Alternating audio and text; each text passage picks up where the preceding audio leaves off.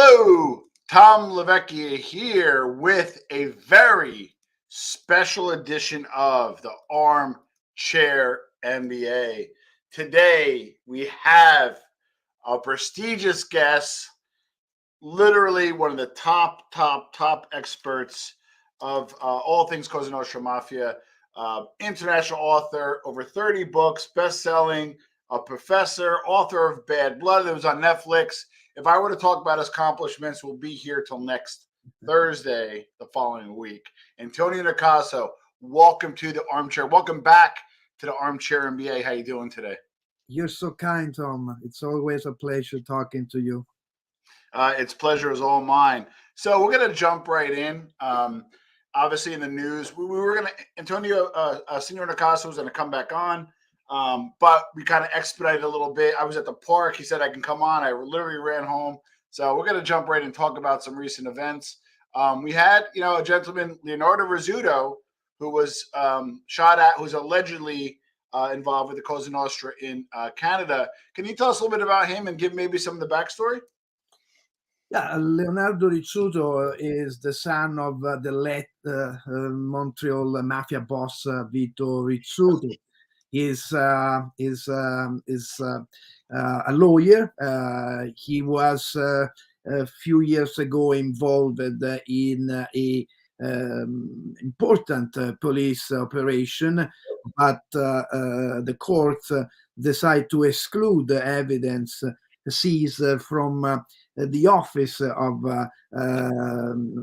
Leonardo Rizzuto, and so he was acquitted on cocaine and firearms related charges. Yeah.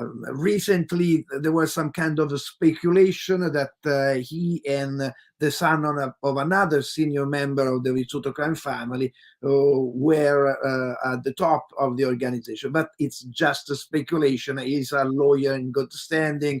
He doesn't have a criminal record. And so, but as he was the target of a shooting just yesterday. And that's it's alleged that Stefano Rizzuto is alleged to be his partner, whose son, I believe, of Paolo Rizzuto, correct? Rocco Sollecito, yes. Rocco, made his scratch. Okay. Was a senior member of the Rizzuto crime family. Okay. So the reason why I find this interesting is because if you give the backstory in respect to the Rizzutos, the father was, shot rifle style, kind of military style in his own kitchen. His other son was killed, in the middle of the street, literally, December, I think, 2009. So the Rizzuto family has obviously been battling. But to me, as kind of a casual observer, it seems like they might be battling on a few different fronts, maybe internally, maybe with other Cosa Nostra members, or even in Dragada. Who's kind of like the or even Hell's Angels and so forth. Who's a prominent enemy of the Rizzutos at the moment? I think that many people confuse the dynamic of the Montreal War, the people involved. Yeah. The Montreal War broke out in Montreal between two groups of the same organization. At one point, the right-hand man of the Rizzuto crime, the right-hand man of Vito Rizzuto, Reynald Desjardins, decided to challenge the power of Vito Rizzuto. And so those two groups were involved in this long standing war that caused dozens and dozens of death. Yeah. And it's hard to say who are the enemies, because I have always said that in the world of organized crime, revenge does not have a statute of limitation. Correct. So I think that the shooting has to do with old grudges, old stories related to this specific ward.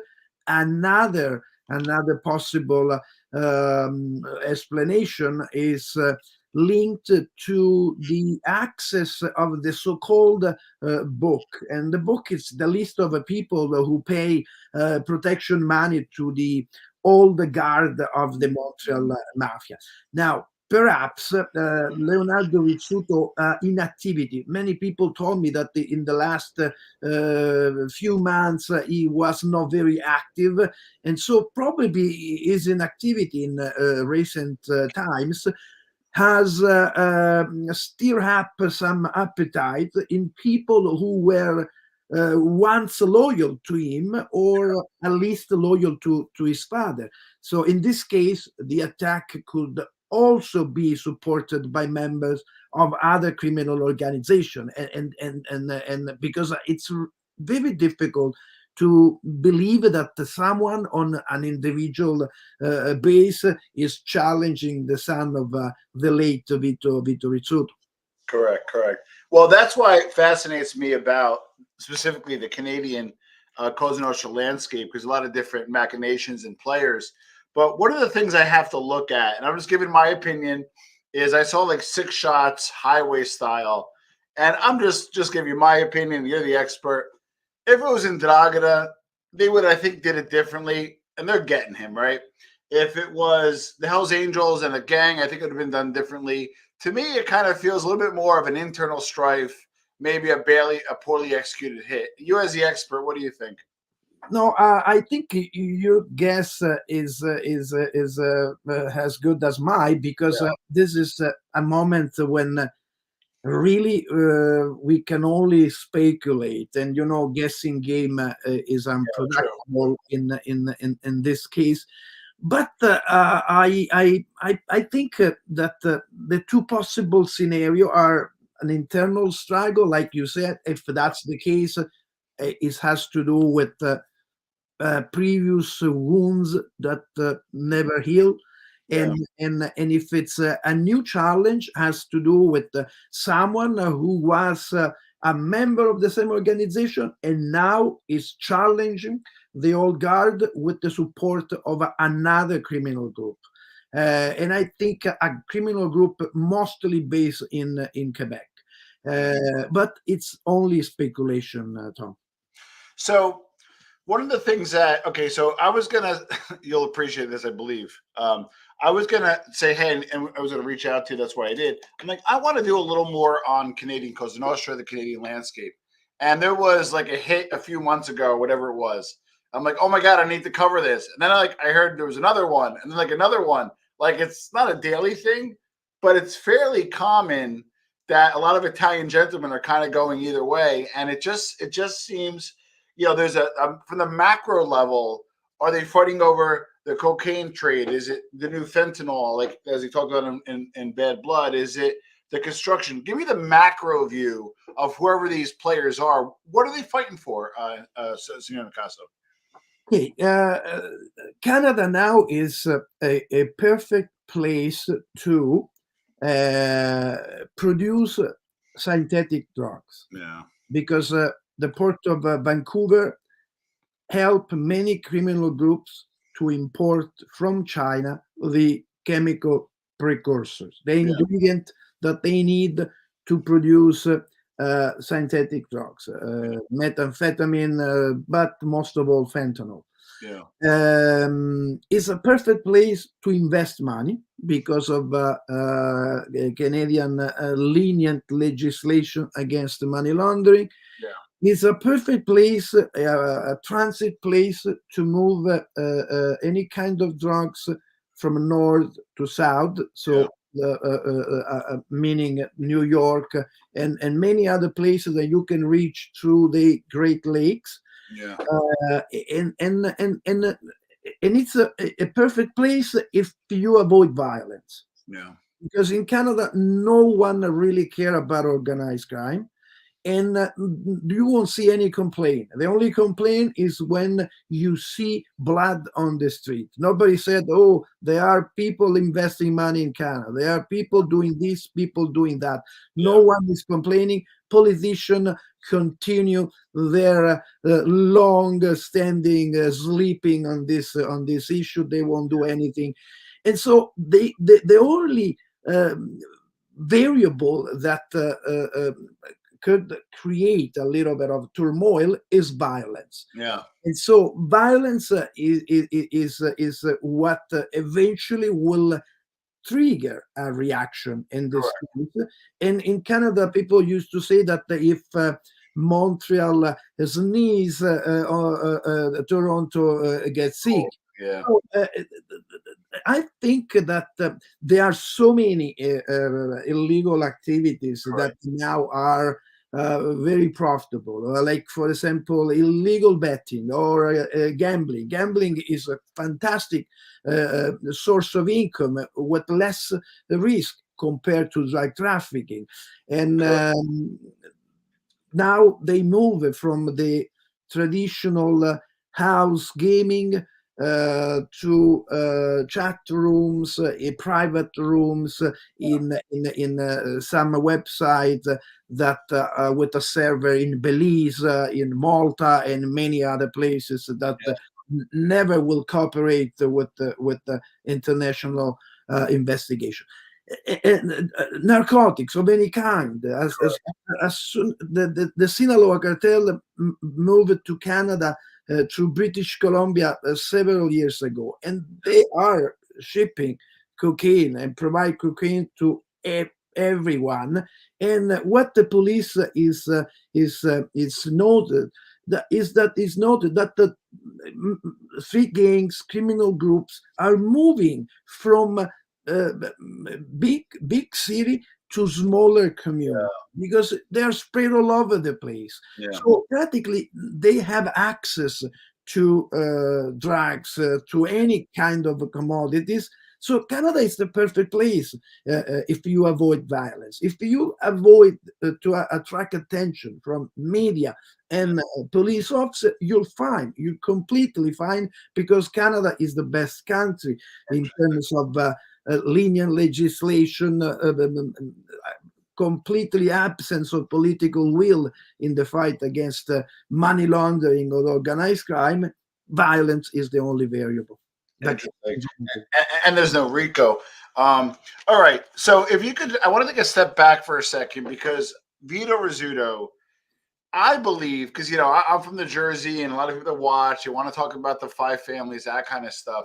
But in my opinion, let me preface this a little bit: is Vito Rizzuto was going to be in on a bridge, $1 billion bridge in Italy, had interest in the Dominican Republic, had relationships with the number of the five families. I kind of had him be more powerful, most powerful mafioso in all of North America during his time. And if you could maybe unpack a little bit, if you agree or disagree respectfully. No, I Yeah. totally agree with you in the sense that he was well connected to at least one of the five families in New York, at least until Joseph Massino, the boss of the Bonanno mastermind, ordered the murder of Gerlando Sciascia. Sciascia was the Canadian representative in New York. He was well connected in Italy because of his pedigree, but most of all his mother pedigree. The mother of Vito was the daughter of Antonino Manno, the boss of. Oh, I didn't know that.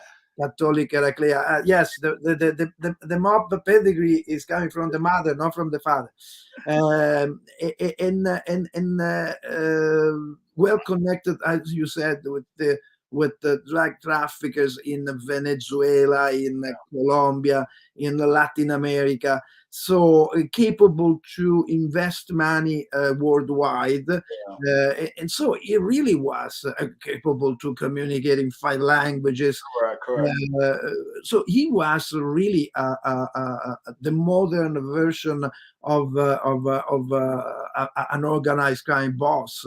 Yeah. And if you consider that in New York, especially after the arrest of the major players, the current bosses, they don't have that international connection capable to deal with many countries like the late Vito Rizzuto. So I agree with you. He was most likely a powerful boss, at the same level of people like Joseph Bonanno, Vito Genovese, even though they were from Yeah, different different eras. generation, but he was at that level. So with that, and I was having a conversation the other day with a friend. We're both Italian American. If you were an Italian here in, let's say, New Jersey or US versus Canada, and then let's say you go to Italy and you go to the small town and you see the Italian Americans and the Italian Canadians, Canada, I believe, keeps a closer tie and a better preservation of the culture. They tend to still speak the language. They visit more often. There's even parts in Canada that have street signs in Italian. You go to Woodbridge, I heard, is like Little Italy, literally. But I also hear that it also holds true for Cosa Nostra and the Mafia, where the Americans kind of essentially cut ties, where the Italians, the 'Ndrangheta, Cosa Nostra have that relationship, just like regular Italians do, but Canadian mafiosi also still have somewhat of a connection to the old country. What are your thoughts on that? Yeah, I agree with you in the sense that many people believe that Cosa Nostra is the American Cosa Nostra is an invention of the Sicilian mafia. I think twice. I think the American Cosa Nostra at one point influenced the new Cosa Nostra in Correct. Sicily, especially after 1957 when they built the relationship for the heroin trafficking. But as you said, there were two different entities Correct. Correct. capable to communicate at the time, thanks to the vision of people like Lucky Luciano, Bonanno, and many others, but two different entities. When you're thinking about the 'Ndrangheta is like a criminal franchising with clan locali Yeah. everywhere in many places. But if you don't have a strong relationship with Calabria, it's really you don't have the endorsement, Correct. the power, the reputation to conduct in an independent way your Correct. business, because this is the major difference with the Sicilian Cosa Nostra led by Dottor Torina. That was a military structure with a bunch of bosses. The Calabria never had a boss of bosses. They have like a board of directors, the chair, but the chair is not the boss of bosses. It's someone that is there if he has to avoid any conflict or resolve some conflict, but is not the one who has the last word on everything. But the connection between the clan based in Canada and the clan based in Calabria are strong, and that's it's something different than the connection that, for example, the Cavalcante family in New Jersey have with some place, with some people The bet is like in Agrigento provinces. So in that way, I think probably because the immigration is younger in Canada compared to the United States, but they are two different type of criminal groups. Well, you covered it well in Bad Blood. And I know, listen, guys, Bad Blood was traumatized. He wrote a good book. They did with their things. I know some people nitpick, but if you understand what you were trying to accomplish or what they're trying to accomplish, it's profound, right?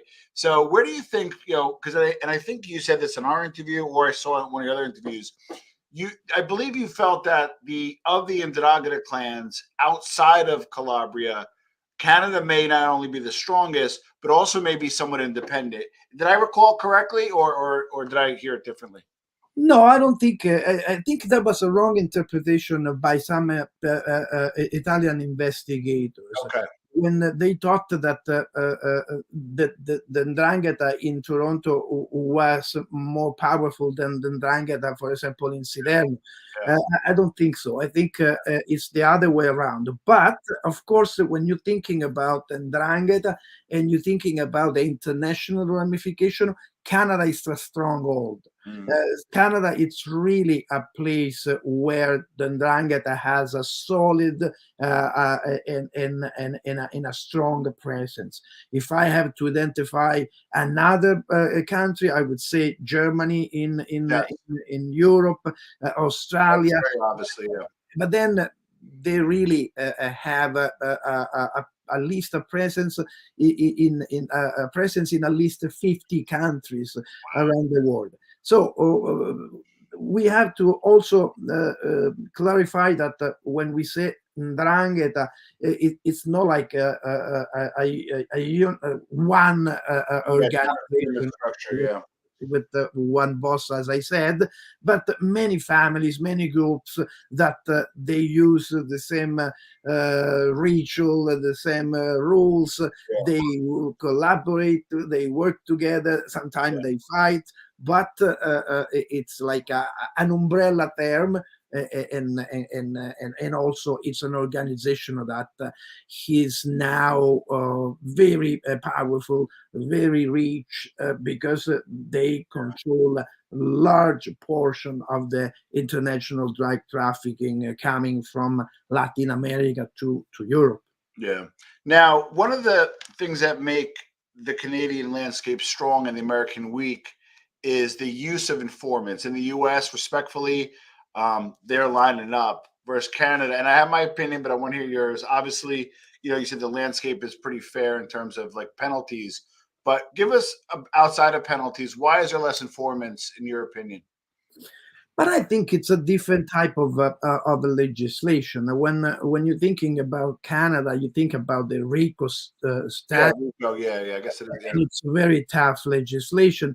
Canada has this tendency to bargaining down the sentences Okay. in order to avoid the cost of a long trial. Oh, fair So, enough. practically, if in Italy someone wants to get a lenient sentence or punishment, they really have to collaborate. Correct, Otherwise, correct. if the charge is mafia association, drug That's trafficking, the yeah, risk is that they stay in prison for at least 20 to 30 years. In Canada, no. In Canada, it's different. Canada really don't have this vision that let's dismantle the organization. They correct. really are happy with the idea to arrest a Yeah, few people there, and they don't have this idea. Let's convince some of those people to collaborate and help us to dismantle the organization. So if you can bargaining down the sentence yeah, because they want to avoid the cost of a long trial, yeah, why you need to collaborate? yeah. You really get a really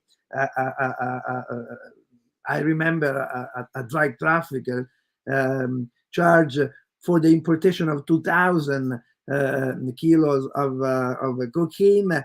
He bargaining down the sentence and practically got like less than 10 years, and he stay in prison only 3 4 years. And so why they need to collaborate, where they need to betray the organization when they can really get rid with some Yeah. legal legislation or legal loophole. Then in Canada, there is another issue related to lawyers. I don't want to criminalize lawyers. I have respect for lawyers, but they are the only people that practically they don't have any obligation to report suspicious transactions, Yeah. and so they can use the solicitor trial privilege anytime, and so sometime we see some strange things happen in some. I have to respect that the overwhelming majority are good people, honest people, but some lawyers doing really bad things using the solicitor client privilege. I love it how Tony Nicasi, worldwide expert, will say about like 5 minutes of bad things about bad guys, but 10 minutes about lawyers. Just kidding. So let's get No, so with that, but I agree with you on the lawyer front, though. But no, in all seriousness, the other thing is the landscape and the strategy. The American cause in Austria, for the most part, stayed away from drugs, which I think might have been good and bad. Good where they went underground, maybe laid a bit less money, but kind of been thriving in a sense where less, convictions. Where the Canadians went kind of neck deep into drugs, and maybe an environment where there's not a lot of prosecution, and became very wealthy and powerful. Did the Americans make a mistake by not getting involved, or do you think in the long run, it'll be the demise of the Canadian mob? What do you think? But I think in some case, some American mobs were heavily involved in drug trafficking, and in another case, they use this stratagem of renting the territory and say, okay, you can sell the narcotics in my territory, but you pay the rent and you share some of the profit. So I don't know if that was a good idea or a bad idea, but I think if you want to compete on a global level from a criminal perspective, you cannot be involved in drug trafficking. It's very profitable, and when you make money with money, you can achieve power. You can corrupt people, and you can strategize and establish your own counterintelligence if you are able to corrupt police officer and many other people. You can learn if someone is doing an investigation. You can learn here and there and avoid eventually the arrest of any kind of charge if you are aware that someone is targeting you with a police investigation. So, as we discussed, because they are a little bit more connected to Italy, and I'm not sure about the Rizzutos now, but somewhat connected. Obviously, Draga is still kind of hanging around there. Any blowback you see? Like, is Italy watching this? Are they watching it from Venezuela? Does New York care? Give us on the international scale. Is this locally isolated, or could there be some rumblings in other areas? But in Italy, recently there was the arrest of Matteo Messina Yeah, in a second, yeah. as you know better than me, but he was the last boss still at large of the mafia stragista, the mafia that use terrorist methods. And with this arrest, I think one of the saddest and most painful chapters in Italy history comes to a close.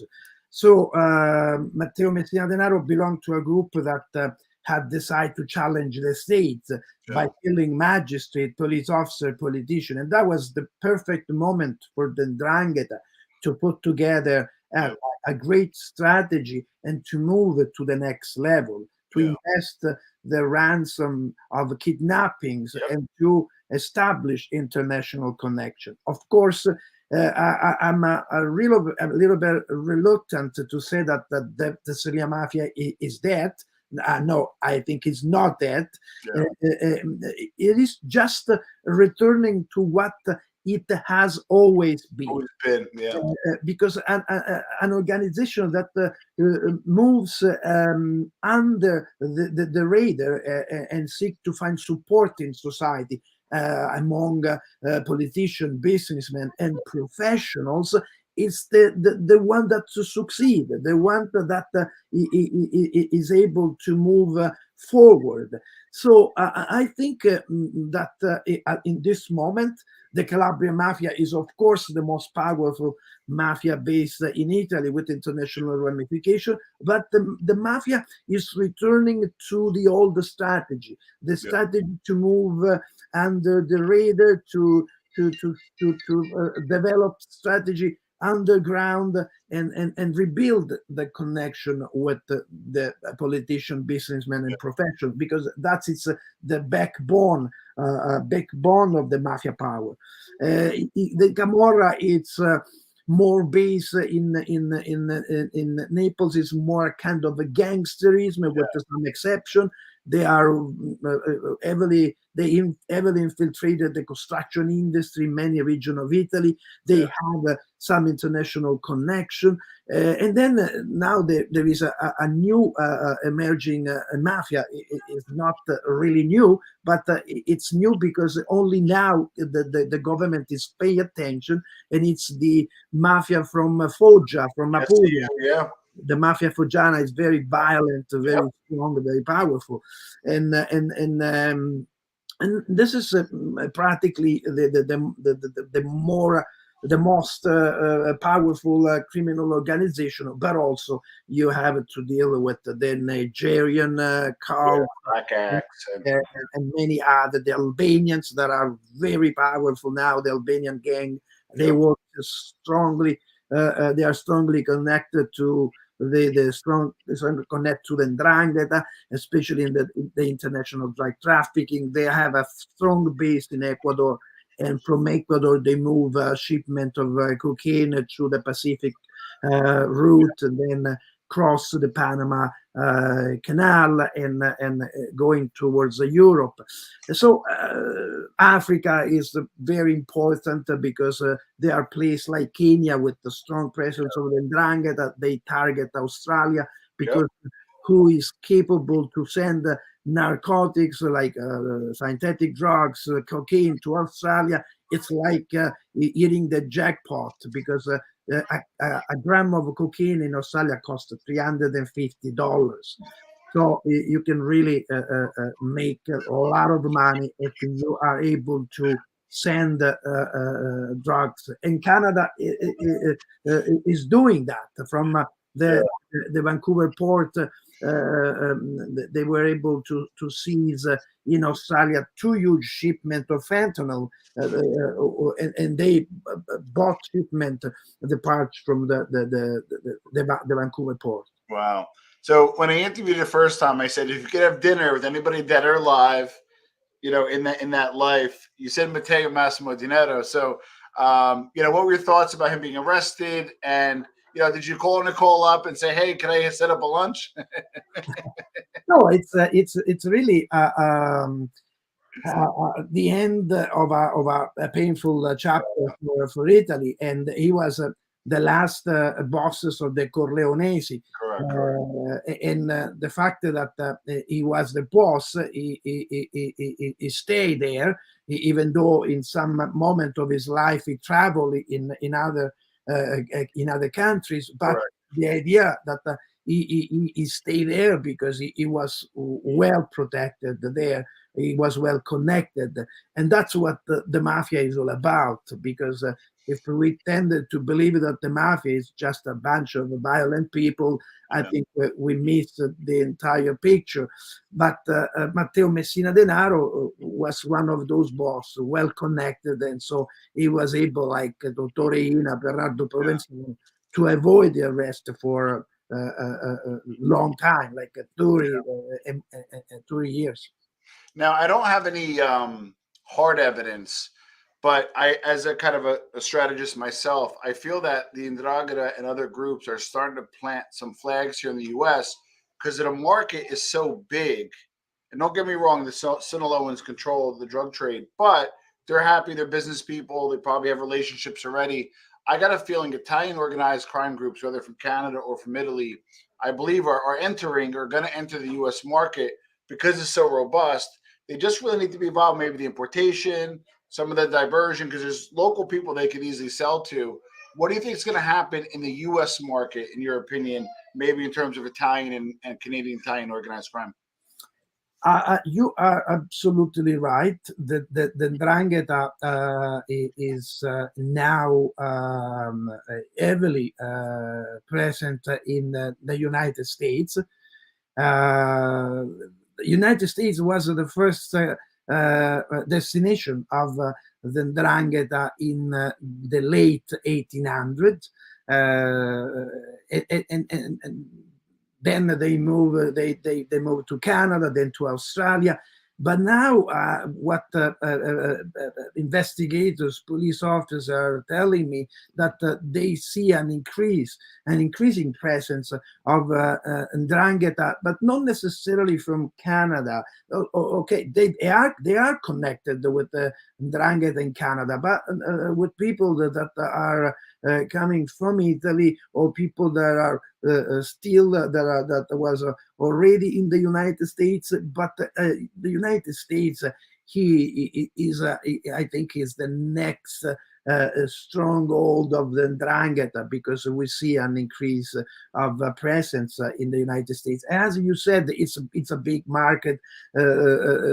Everyone love to put their hand on the American market. You mentioned the Sinaloa cartel, but I would be more worried about the Jalisco cartel of a new generation. They are really violent and powerful, and they are really try to expand their operation not only in Latin America, but also in this part of America, in the United States and Canada. So, two more questions before we wrap up. I guess the next question for the final is I know we don't have a crystal ball, and we can always go to the track if we knew, but what should we expect in the Canadian kind of landscape over the next few months? That's it's a really a big question. I think Canada can become again like a Pandora box. Anything can come out from this event, this crime in Canada. I think there will be some kind of retaliation, and so I think we should expect more violence, and unfortunately, the violence can expand in other parts. So I expect more violence after the attempt murder of Leonardo Rizzuto. All right. So now, final question, and then we'll let you know because you got to check this guy's books out, or we'll get his information out to you. In a second, we'll put links below for the people watching on replay. Now that Matteo Massimo Denaro is a guest of the Italian government, who would you love to have dinner with, dead or alive, from that life, and why? Who's number two? By the way, Dr. Anna Sergi also picked Matteo Massimo Denaro before getting caught. No, I really I think that the other people out there can challenge the state and the government. I think they are bosses within the Ndrangheta. Yeah. They are bosses that are listed in the most wanted list of fugitive, and I think if the world won't establish a global strategy, Then they, yeah. there won't be really any chance that the good people could eventually get rid of the bad people, Yeah. because they are well connected, Yeah. and sometimes they are supported through corruption by politicians, business people, Yeah. union leaders, construction builders, bankers, and so they can move, they can invest in place where there is not the same level of attention that they face in Italy. So if Italy is fighting the Ndrangheta, but the Ndrangheta is able to invest money in Austria, in Germany, and in other places, you really don't accomplish anything. But to answer your question, I don't really like to have lunch with any one of those people. No, but nobody from the past or anybody. No, okay, that's fair. I had lunch with the people of the past. I had a chance to talk with Joe Bonanno once. Another time, Whoa. I spoke with John Gotti. So I met some of those, but never for lunch or dinner. Always with the table that divide me and them. Got it. Actually, one last question. So I lied. One last question. There has been an increase of informants, mostly from the U.S., not from Canada or Italy, because I don't think they make it long, that are now doing YouTube shows and different shows, whether they're starting their own show or going on shows, Sammy the Bull, etc. What's your thoughts on that? Do you watch it, not watch it? Do you have some favorites, ones you don't like? Where do you land on the kind of YouTube mafiosi? No, this is the time of the digital, the fourth revolution. So I think it's inevitable that they use the digital space. Actually, I think that criminal organization will benefit from the digital space. You can see them, on social media. You can see them using some encrypted application, the cyber laundering, cyber extortion. So I think sooner or later we will see criminal groups capable to operate online and offline on the digital and the analogical world. Nice. Now, a lot of people obviously knew who you were in the chat. Some people are new to you. Give us, where can we find you? Maybe your website, or what's the easiest way to find you to check out your books. I'll put your Amazon link below for your books. But how can people find you? They can find me on Amazon. I published 42 books, and the next one will be on the dark mafia, the organized crime in the age of the internet. So if you want to see a possible scenario of the organized crime in the digital space, I think you should read this book. What else? It's always a pleasure talking to you. When's the publication date on that one? I think at the end of March. Okay. The book. Okay. If you did it, did you get into editing yet? Because I have something to throw at you. Yes. Hear me out. Hear me out. Okay. So deep fakes, right? So yes. you could, I could have a conversation with a deep fake Antonio Nicasso. Yes. And yes. and you've probably done enough interviews to get your affect on your voice, inflection of your voice, and have a full conversation. So then it made me think to myself, if I could create a fake Antonio Nicasso, why don't we create deep fake gangsters? Right? I'm going to come to you and say, you got to give me your money, or I'm going to extort you. Who is there to arrest? With the bank accounts and shell companies, you move it around. There's nobody to arrest. We could create a deep fake mafia. Yeah, with nobody to arrest.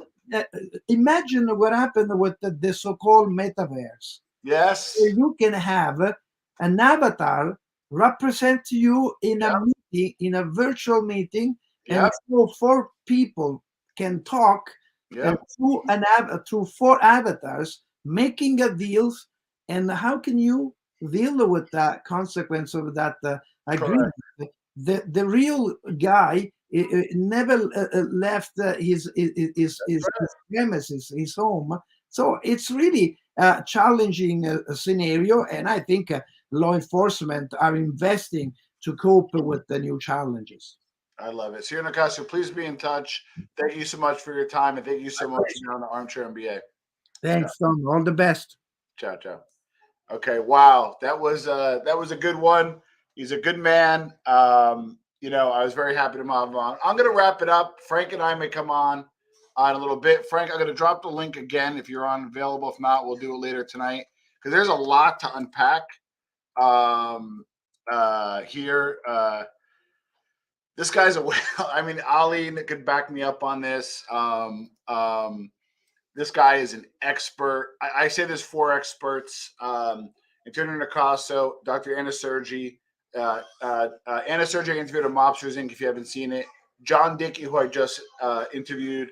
And then my ultimate guest, if he would ever come on, it's hard impossible to find him, Roberto Saviano, who wrote Gomorrah. The movie got influence on the series and so forth. All right. We're going to probably pop back on with Frank later, Frank Fiorellino. I want to get an ex-wise guy standpoint of the hit. Guys, thank you so much for having Ali. Thank you for the super chat. I'm just working my best to bring you the best content possible.